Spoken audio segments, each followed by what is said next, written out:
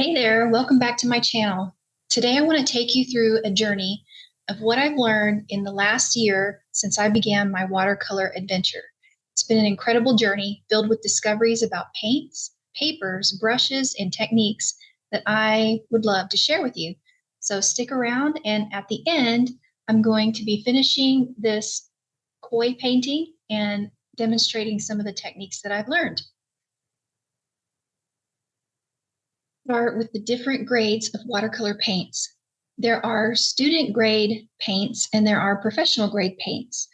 This is a student grade paint set that I got from Hobby Lobby when I first started out. My thinking was that I didn't want to spend a lot of money on paint because I wasn't sure if I was going to like watercolor, but because I have a friend who was making some watercolor or some videos, and she was showing watercolor paints that she had purchased, and they were just lovely, lovely colors and paints. So it intrigued me, and I started watching more videos, and I thought, well, maybe I might like watercolor. I've never really been interested in watercolor because I thought it was very, very difficult to do. And color is not something that comes easy for me. So I just bought this little student grade set from Hobby Lobby, and it really works great. I mean, they're not bad colors at all, and it did pique my interest to want to learn more about watercolor. If you do find you want to upgrade to a more professional set, some of the reasons you might want to do so are because the pigment quality tends to be a little bit better. They'll have higher quality pigments. Maybe they're more finely ground or richer, more vibrant colors. Sometimes they put in minerals or um, minerals or something like that that gives it a granulation, and that granulation creates texture in your drawings. And so some people like that. So those might be some reasons why you might want to upgrade. Another reason is the professional grades tend to be light fast. For example, this is a professional grade handmade watercolor, so extra special in my opinion that when they're handmade. This is by a company called Beam Paints, Beam, and this is a $10 tube or pan of paint. So there's a cost difference there, but it's because these are handmade and the pigments are really very rich and vibrant, and this is light fast. And so these are third party tested. I'm sure I know. And beyond that, I don't really know. I haven't learned about pigments or light fast properties, but I know these have been third party tested for that. So that's kind of the difference you get between the pro and the student version. And so, it's just a matter of preference and where you are in your watercolor journey. So if you are just starting out, I do recommend just getting an inexpensive set because they really are just as satisfying as some of these. These tend to be well, they are more satisfying in my opinion because they do add a richness and texture a lot of times to your drawings. So just something to keep in mind as you begin your journey. Another thing I learned about watercolor this year in my journey is that it not only comes in the little tubes and pans, but they come in sticks like these crayon type wax sticks. They come in pencils, markers, inks. There's all kinds of fun things to explore with watercolor in different ways. And you can use all these things together. Another fun thing is the way they're packaged. Just like I showed you this beam paint, this packaging is a lot different than the plastic tubes, or the plastic pans like these here. These are full pans, but they have half pans, and then there's this type of packaging. And I'm not really sure. I think it's some kind of canvas that they put these in. But then there's a company a store in Seattle, Washington that I visited called Push Pull, and they make their own paints and they put them in bottle caps, which I thought was a lot of fun. So I had my husband start saving bottle caps for me instead of pans. Now when I mix, I can put them in bottle caps. But this is a set that I recently got, so it's still kind of in its packaging. The sticks are very versatile. You can use them to draw, and you can also wet the tip and paint with it on a brush. So very, very fun, and I encourage you to explore all the different ways you can experience watercolor. Now, when we're trying to decide what kind of paper to paint with watercolor, there are a couple things to consider, mainly the cold press versus hot press papers. And here in front of me, I have each of those. So on the left here, on this side, I have a hot press paper, and this is a Stonehenge Aqua Hot Press. It is 300 GSM, 140-pound weighted paper. So that's important when you're using watercolor, because you don't want your paint to warp the paper. The water will warp the paper. And so this one is a 100% cotton. There's also different brands will have different makeup. So if it's not cotton, it's probably like a wood pulp or something like that. So the cottons tend to be a little bit more expensive. And this side is a cold press. And again, it's 100% cotton, 300 GSM, 140-pound. This one also, yeah, 300 GSM, 140-pound. As far as the weight, these are little 7x7 square pads, and that's another thing. These are blocks, so I'll talk about that in a second. But the main difference between the hot press and the cold press is that the cold press has a little bit more texture on the surface. It's slightly rough and grainy feeling when you're painting it. And on the other hand, the hot press paper is a lot smoother, and it feels a little more refined and even. And so you'll develop a preference for which one you want. I currently don't really have a preference. I enjoy painting on either. You can kind of see in the koi pictures here, I've used essentially the same techniques. And, you know, the paints do sort of land a little smoother than they do over here on the cold press, where there's more texture. So it's a preference thing, whichever one you might like. Like I said, the weight of the watercolor paper matters. They come in different weights, and you'll even see some watercolor paper that say mixed media, and they typically are lighter weight paper. And I don't prefer to use those because they do warp too much, and it's hard enough to learn how to control the water on your brush and, you know, get it evenly on your paper without worrying about your paper bending and warping.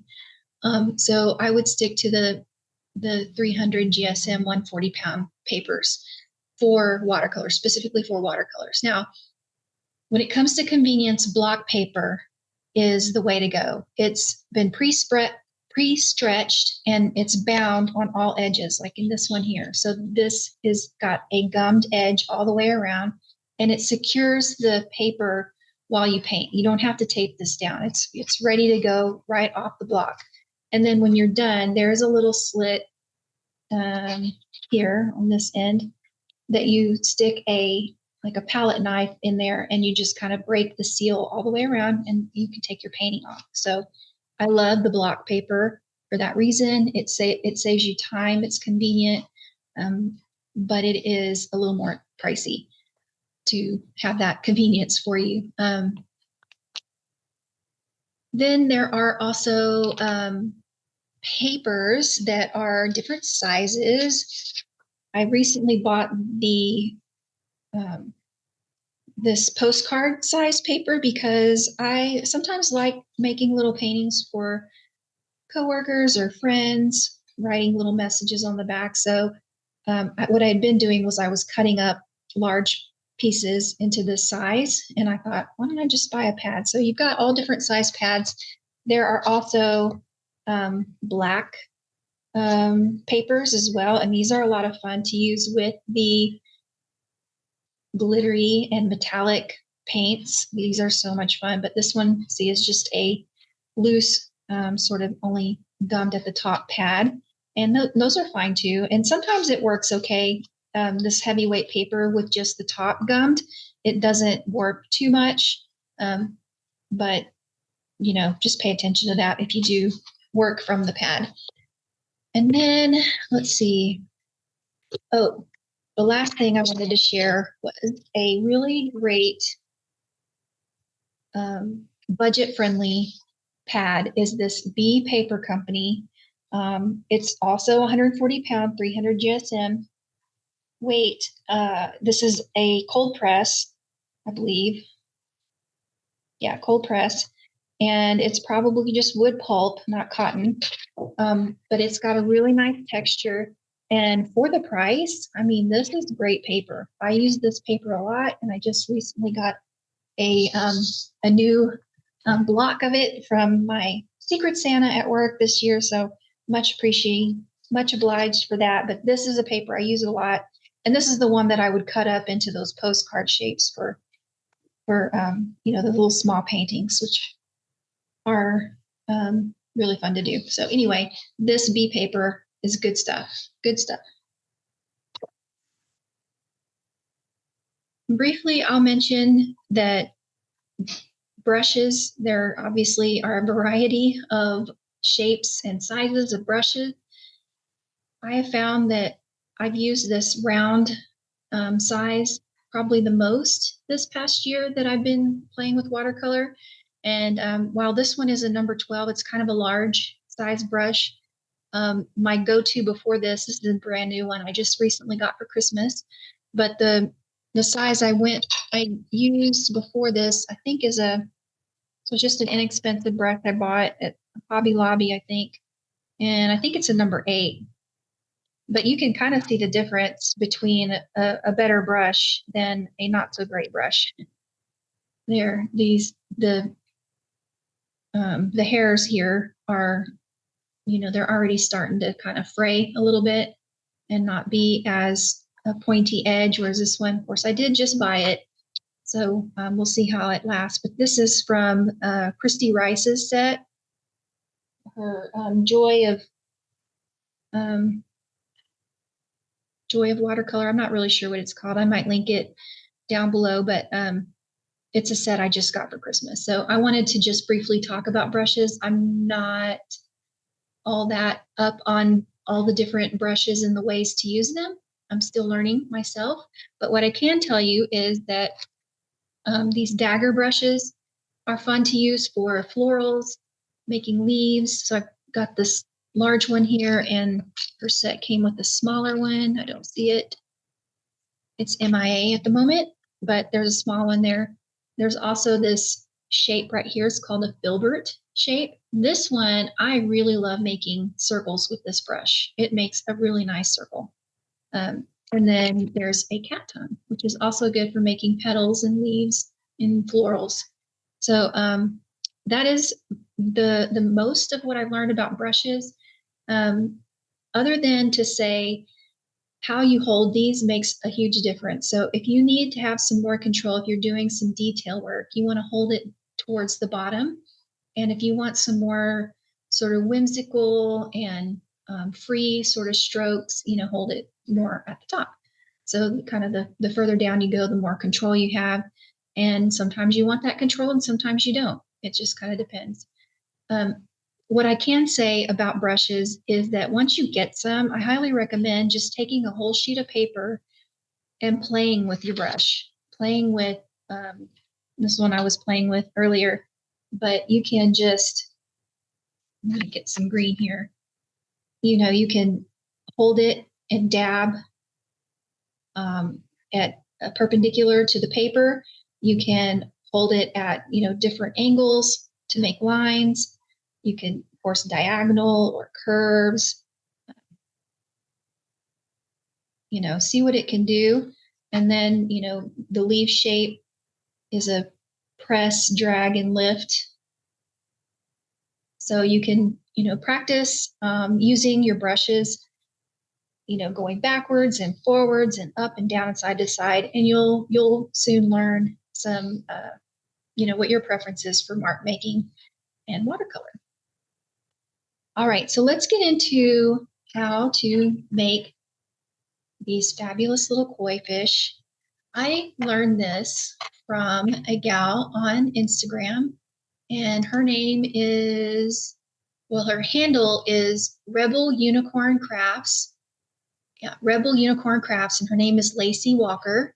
And I enjoy her posts a lot. And she recently did this little koi fish demonstration quickly on her not her YouTube, her Instagram. And I thought, you know what, kois are very symbolic and they're fun. And she just had a way of teaching us that was so easy. And I'm hoping I don't do a bad job relaying this information. But I decided to go ahead and do this koi also because they are sort of symbolic of bravery, strength, dedication, perseverance. And, you know, when you start a new endeavor like watercolor painting, you've never done it before, you know, you've got to have a little bit of perseverance and some strength to get past your blocks and your preconceived notions like mine of you had to be a fine artist and you know, you have to be a fine artist to paint with watercolor and that it's very difficult and I wouldn't enjoy it. So, you know, the koi sort of represents that. One of the best books I bought this year that I've really enjoyed is this Animal Power book, and it's by Allison Charles. And it just tells you a lot of the symbolism of animals. And she gives you sort of meditation practices to go along if one of these, you know, creatures. And so what she has here is that they represent ease and grace, deeper consciousness, zen, passion, meditation, honoring ancestors, prosperity, and healthy friendships. And so when I read that, I thought, well, of course, I'm doing these koi in this video at the beginning of the year, kind of recapping what I've learned about watercolor. And, you know, my aim here with this channel is to you know, it is to be prosperous in the new year, but also I would like to have, you know, conversations and meet people through this medium of YouTube. So please do leave me a comment and let me know if you found any of this helpful or if you have any questions about anything or just any comment would be much appreciated. So that said, let's get to making some koi fish. There are a couple of ways to do this.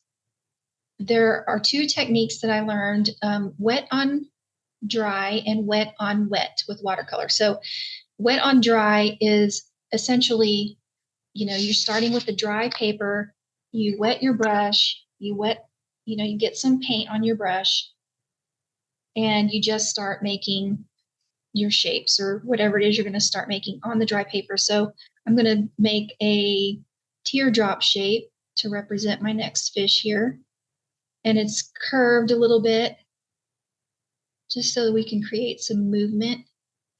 One of the principles of design is movement. And that's what these fishies do. They move a lot. So it's a teardrop that's sort of curved. Okay, so that is wet on wet. I'm sorry, wet on dry on the hot press paper. That's what it looks like. Now, if I do the same thing on cold press paper, this is what happens, what it looks like. So again, I'm just going to make and I probably have too much paint and water on my brush, but that's okay. It has a little bit different feel as far as the texture. But there's the little fishy started out. And now we've got wet paper, right? Wet with paint. And we can start dabbing in some color and let that color bloom. Maybe I'm going to do a golden here so you can see it stand out a little bit more. I definitely have too much water on my brush, but it's okay. So you can start dabbing in wet on wet. The other way you can do wet on wet is you start out with only water on your brush and you create your shape with the water. So I'm making the little teardrop shape with water. I know it's hard to see on here. I can barely see it. It's probably a little bit of a mess, but we'll find out when we add the color. So I'm gonna maybe go with this color. And then you dab it in there and let the water sort of bloom.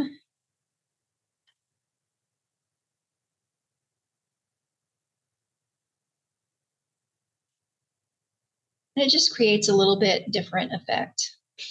So that's it on the, and then you can reshape it as needed. Now I'm gonna add a little bit more color.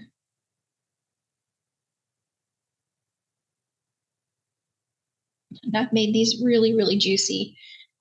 And which leads me to the lifting technique I learned to do. So when you do get too much water in your drawing or your painting, lifting is an excellent remedy for that. And so you clean off your brush and then you dab it on some paper towel.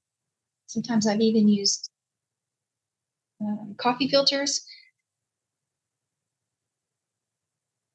But you can take some of the excess off that way if you get too much water. And that is a rookie mistake I make even still 1 year later. I always have too much water, but I kind of like it. Okay, so the next step to creating these little koi fish that I learned from our friend on Instagram is to make the little fins in the tail. So I'm gonna go back to this one. Oops, don't do that.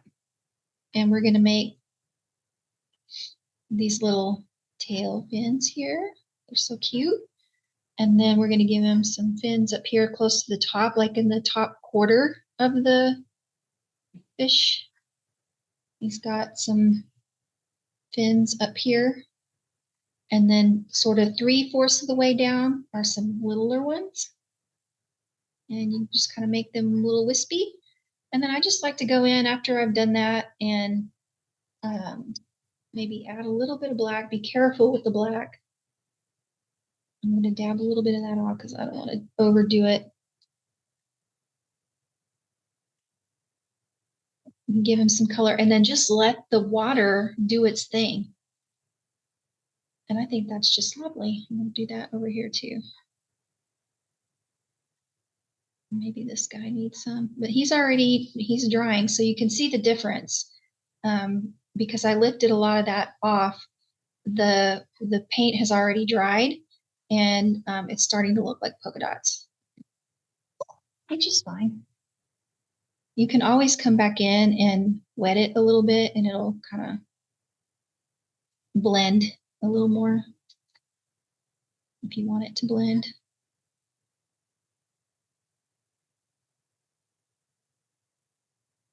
And I learned later that these guys actually have a little fin up at the top. So I was starting to draw in some of the details and I thought, well, maybe if I had put in some of that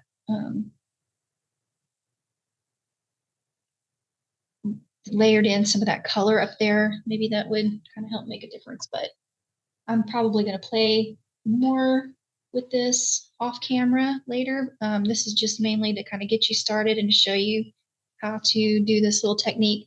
Finally, the last thing I really just wanted to say about all this is that what's really fun about the watercolor too, to me, is the fact that it can be a mix. It's great for mixing your media. So once this dries, and because I'm not really good with the fine liner just yet, I've got some practice to do on using the fine liner. And what I'm talking about is one of these little teeny tiny bristled brushes, which you would use to create these black marks here. Since I'm not there yet, I like to use the fine liner pens. So like this Micron pen or the Stabilo. This is a 0.4 fine tip. And so I've used those two on these to give it some eyes and a little bit of detail in the fins. And I didn't want to cover the whole thing, you know, like trace the entire thing, but that's certainly your preference.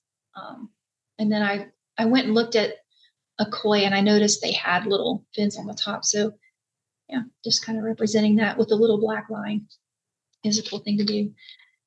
The final thing I want to leave you with that I learned this year with the watercolor is not to throw away your ugly work or things that you just don't think are useful at all, because they potentially could be useful. And one of the things that I have done and learned to do is to make my take my ugly pieces and save the good parts and make them into sort of stickers. So you just basically cut it out. These were circles I made. I was just playing with new colors. Like I just gotten these colors and I made circles to sort of swatch them out. And then I cut the circles out. I thought that would be kind of a fun little thing to put in a art journal, because art journaling is also something I've started doing. You can buy these watercolor sketch pads, I guess you call these. And sometimes I use them to swatch out my colors. This is beam paint swatching, or just to practice some kind of technique. Let's see. Yeah, mostly just swatching. But one day I thought, you know, I was really feeling like I'm wasting this space sometimes when I just do weird stuff like this, you know, just playing with the colors. And so that's basically what I had done here. And I thought, oh, I'm going to get my little stickers out and put tape on the back and then just make a little composition here. And then I went in with some more watercolor and made some marks on here to better the composition. But it just makes a really lovely little piece for inside your sketchbook. And it's calming and relaxing. And this doesn't have to be fine art, just something that makes you happy and relaxes you. The other thing you could do with this is you could turn this into a journal. It could be a gratitude journal. You could write, you know, some things that you're grateful for in the small spaces here, or document your day, or whatever it is you want to, you know, write about. Just another tip or an idea. A wonderful, fun, easy thing that you can do with your watercolors, and especially the stuff that you think, you know, maybe the composition didn't turn out right, but you like a certain area, you can save it, make it a little sticker. So that's it. Thank you so much for joining me today on this artistic journey that I have endeavored here on this very public forum of YouTube. I really appreciate you watching and staying to the end. If you found this video helpful and enjoyable, don't forget to give it a thumbs up and subscribe to my channel and hit the notification bell for more content like this. So until next time, keep creating, keep exploring, and I'll see you in the next video. Bye.